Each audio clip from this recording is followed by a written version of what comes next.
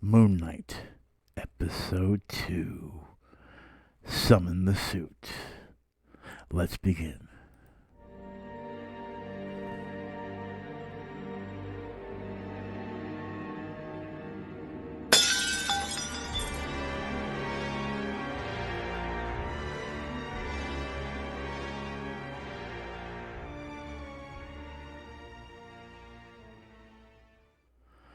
How do you do, G-Pod crew? It's your Naughty Buddy Pud here, and today we'll be doing a full breakdown of Episode 2 of Moon Knight called Summon the Suit. Now, before we get started, I have a few things I want to talk about. First and foremost, I will be seeing the movie Sonic the Hedgehog 2 early, and I will actually be seeing it today. So if you want to see that full spoiler-free review as well as the full breakdown, then make sure you hit the subscribe button and make sure you hit that notification bell. But of course, if you're not a video game fan, you're definitely a comic book fan if you're watching this video.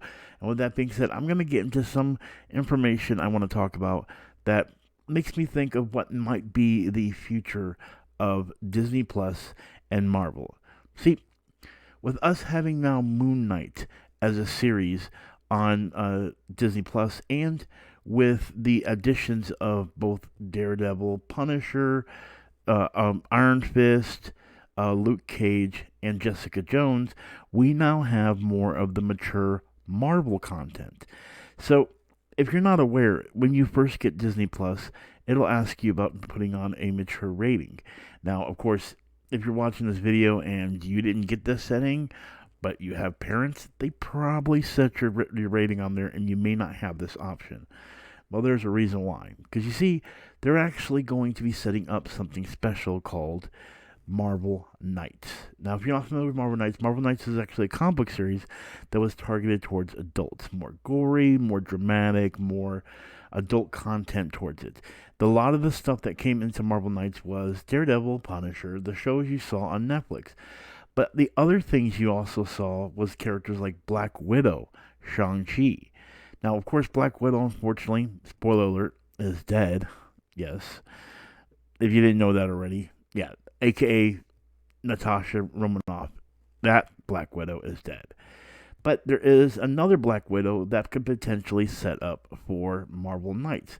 Especially since we do have a U.S.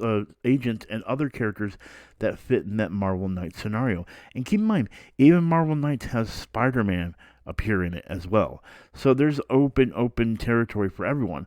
But the reason I bring this up is because I believe that they're using Disney Plus as a platform for Marvel Knights. But I think I know who is going to be the first, yes, the first movie in the Marvel Knights series. And that, ladies and gentlemen, is going to be Deadpool. Yes, Deadpool will usher in the Marvel Knights series in theaters as the first movie. Ladies and gentlemen, I've got to break the fourth wall of Deadpool and break my own heart, because as I was editing this video, I realized one thing. Deadpool might not be the first. And here's why. If you remember, at one of the conferences for the Marvel Universe, they talked about Blade. And now that I think about it, Blade could actually be the first Marvel series or Marvel movie that would be in the Marvel Not scenario. So I'm kind of saddened by that, but I don't know. It's either going to be Deadpool or Blade. Either way, it's a bonus because both of them are badass. But let me get back to what I recorded before. Movie, but they're going to roll it out slowly through Disney Plus so they can bring in other shows or movies like Die Hard, things of that nature that they own through the library of Fox, and of course some of the other companies they've owned before that were all mature rated stuff they could not put on there before. And now Disney Plus is competing with Netflix in a bigger fashion by, of course, having these darker, mature rated shows. And Marvel needs to go this way. And eventually we can have the same thing with Star Wars and many other things. But Marvel definitely needed this. And I'm happy to see Marvel Knights ushered in. So, of course, how would they usher it in the best way? Easily, Moon Knight, because it's the same name as Marvel Knight. Basically the easiest way to do this. With that being said, I know you guys came for a full breakdown. I appreciate you guys letting me ramble. And with that being said, let's go into the first Easter egg. And finally, Khonshu is finally mentioned in this episode. Now, if you remember last episode, I had talked about Khonshu and how if you look in right behind Stephen or Mark, however you want to look at it, in the first episode when he's now like in another country altogether, and he's in the grassy area where he was getting shot down, you see that guy behind him. That's what you see right here on the screen. That's Khonshu. That is the one that is using his body as an avatar to seek vengeance through the moon. AKA, he's basically like Marvel's version of Batman, but not actually human. It's a little bit crazy, but think of Moon Knight as still kind of like Batman, just with the ability not to die, because Khonshu will keep bringing him back to life. There you go. And ladies and gentlemen, we finally got Mr. Knight. Now, this is probably where a lot of people are going to be confused, so I'm going to try to explain it best I can. So, in the comic books, Steven's character is actually a rich millionaire, and he ends up going by the character of Mr. Knight, because the Moon Knight character is, because he's a vigilante, he's sought for. So he decided to change up his look and go as Mr. Knight. So in the comic books, he's still basically Moon Knight, but they call him Mr. Knight. He's more distinguished. This is probably the best way of looking at it as being the Bruce Wayne of Moon Knight, the more millionaire playboy suave version of Mr. Knight.